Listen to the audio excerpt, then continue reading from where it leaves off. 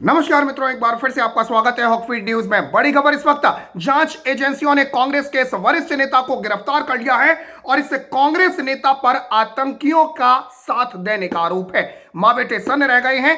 कौन है ये नेता वो आपको बताऊंगा, लेकिन सबसे पहले कमेंट में कांग्रेस के बारे में आपकी क्या राय है वो मुझे बताइएगा। इस वक्त की सबसे बड़ी खबर कि कांग्रेस के इस वरिष्ठ नेता को इसलिए गिरफ्तार किया गया क्योंकि इस पर आतंकियों का साथ देने का आरोप है। यानी कांग्रेस का हाथ आतंकियों के साथ, यह कहना गलत नहीं होगा, क्योंकि आपको बता दूं कि इससे पहले भी कांग्रेस के तमाम दिग्गज नेताओं के बयान आपने सुने होंगे कि वो आतंकियों के नाम के आगे श्री और नाम के पीछे जी इस तरह से लगाते हैं जैसे वो उनके अब्बा जान लगते हो। उन नेताओं का मैं नाम नहीं लेना चाहता, लेकिन फिलहाल आपको बता दूं कि अब कांग्रेस के इस वरिष्ठ नेता पर आतंकियों को भगाने का आरोप है। दरअसल इससे पहले भी कई तरह के आरोप लगते रहे हैं, लेकिन फिलहाल आपको बता दूं कि जम्मू कश्मीर पुलिस ने शोपियां जिले में आतंकियों को भगाने के आरोप में कांग्रेस नेता गौहर अहमद बानी को गैर कानूनी गतिविधियां अधिनियम यानी यूएपीए के तहत शोपियां से गिरफ्तार किया है।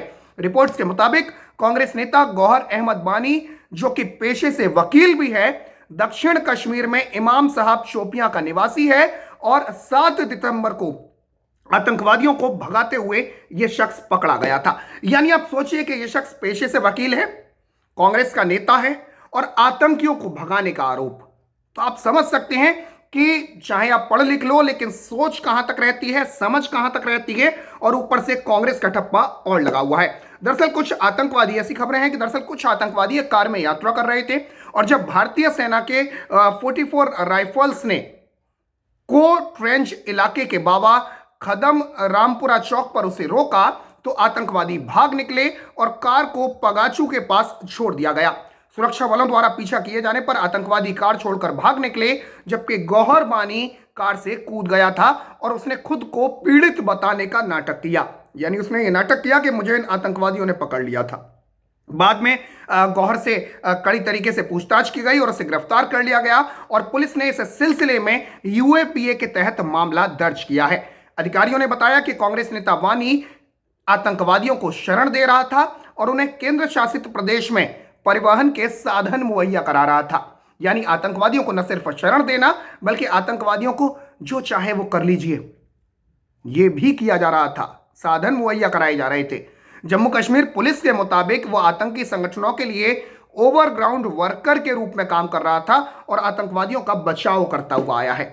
घटना के दिन आपको बता दूं कि कांग्रेस नेता आतंकी संगठन हिजबुल मुजाहिदीन के आतंकवादियों को भगा रहा था। तो आप समझ सकते हैं कि कांग्रेस, इसी वजह से सोशल मीडिया पर यह लगातार लिखा जा रहा है कि कांग्रेस का हाथ आतंकवादियों के साथ, कांग्रेस का हाथ देशद्रोहियों के साथ, कांग्रेस का हाथ देश के गद्दारों के साथ, कांग्रेस का हाथ देश के सपोलों के साथ, जो इस देश को तोड़ने की साजिश रचते हैं। आप किसान आंदोलन देख लीजिए, फिलहाल चल क्या रहा है। कथित तौर पर जो लोग खुद को किसान कह रहे हैं वो अपनी मांगों पर अड़ गए हैं। शर्जील इमाम उमर खालिद के को रिहा करने के पोस्टर इन आंदोलनों में लहराए जा रहे हैं। खालिस्तानियों से सीधा संबंध इनका नजर आ रहा है, पाकिस्तान और चीन से इनका संबंध नजर आ रहा है और तमाम तरीके की बातें आ रही हैं। यानी एक बार फिर शाहीन बाग देश में बनाने की तैयारी है और दूसरी तरफ कांग्रेस के तमाम नेता इनका साथ दे रहे हैं। मतलब मोदी विरोध में आप कुछ भी करिए, सब कुछ जायज है। आपको बता दूं कि अब हिजबुल मुजाहिदीन से सीधे सीधे जम्मू कश्मीर पुलिस का आरोप है, सीधे सीधे जांच एजेंसियों ने पकड़ा है। आपको बता दूं कि यह घटना ऐसे वक्त पर सामने आई है जब पीडीपी नेता वहीद पारा को भी 15 दिनों के लिए एनआईए की हिरासत में भेजा गया है। पीडीपी नेता वहीद पारा को हिजबुल मुजाहिदीन के आतंकवादियों के साथ 2019 के संसदीय चुनावों के दौरान अपना समर्थन प्राप्त करने के लिए साजिश रचने के आरोप में गिरफ्तार किया गया था। तो पीडीपी नेता वहीद बानी, वहीद पारा और अब कांग्रेस का नेता, इन नेताओं को गिरफ्तार किया गया है। आपको बता दूं कि जम्मू कश्मीर में अगर आतंकवादी इतने फल फूल रहे थे तो उसकी एक वजह यह थी कि उन्हें सियासी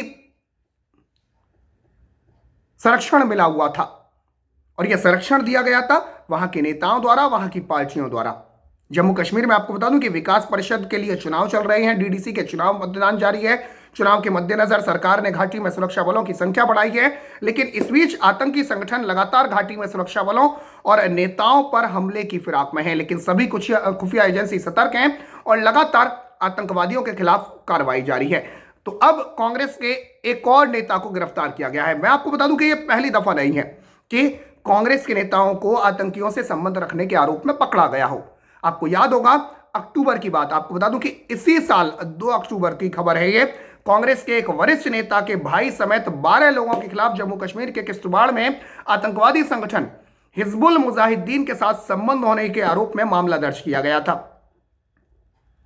सीधे सीधे आपको बता दूं, प्राथमिकी में 6 लोगों के नाम उस वक्त थे, उन सभी को गिरफ्तार कर लिया गया था। दूसरी प्राथमिकी में, जिसमें प्रदेश कांग्रेस उपाध्यक्ष और पूर्व मंत्री जीएम सरूरी के भाई मोहम्मद सरूरी समेत 6 अन्य लोगों के नाम भी शामिल थे। तो आप बताइए कि कांग्रेस नेता का भाई भी उस वक्त उसमें शामिल था और उस वक्त भी हिजबुल मुजाहिदीन का नाम सामने आया था। तो कांग्रेस के नेताओं पर यह आरोप लग रहे हैं। उधर आपको बता दूं कि लगातार सुरक्षा बल आतंकियों से जूझ रहे हैं और आतंकियों ने दहशत फैलाने और सुरक्षा बलों को नुकसान पहुंचाने के इरादे से, अब से कुछ देर पहले की खबर है कि श्रीनगर में सीआरपीएफ के जवानों पर हथगोले से हमला किया तो उन्हें कामयाबी नहीं मिल पाई। हालांकि दूसरी ओर सुरक्षा बलों को कांग्रेस नेता को पकड़ने में कामयाबी जरूर मिल गई है, जिस पर आतंकियों को भगाने में मदद का आरोप है। आपको बता दूं कि श्रीनगर के नूरबाग इलाके में आतंकवादियों ने सीआरपीएफ के शिविर पर एक ग्रेनेड फेंका और पुलिस ने यह जानकारी दी। उन्होंने बताया कि इस हमले में कोई हताहत नहीं हुआ है। पुलिस के एक अधिकारी के मुताबिक आतंकवादियों ने आज सुबह 6:40 पर शिविर में ग्रेनेड फेंका था और ग्रेनेड जो है वो शिविर के बाहर फटा था। आपको बता दूं कि इससे पहले शोपिया जिले में आतंकियों को भगाने के आरोप में कांग्रेस के नेता गौहर अहमद बानी को गिरफ्तार किया गया था और खबरों के मुताबिक पुलिस को जानकारी मिली थी कि गौहर अहमद बानी ने आतंकवादियों को भगाने में मदद की थी, जिसके बाद पुलिस ने कांग्रेस सदस्य गौहर बानी को हिरासत में लिया था और जिसके बाद उससे पूछताछ की थी।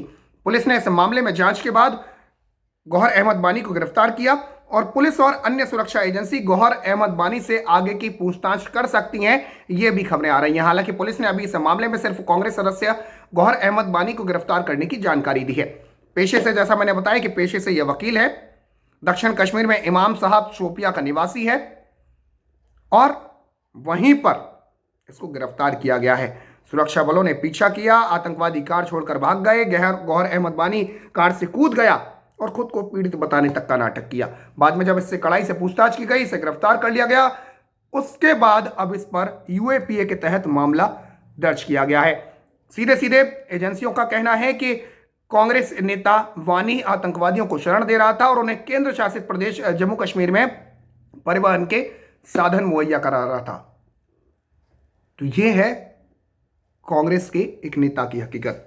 तो फिलहाल के लिए इतना ही। शेयर जरूर करें। अगली खबर आप तक जल्दी लेकर आते हैं। तब तक के लिए जय हिंद, जय भारत, नमस्कार।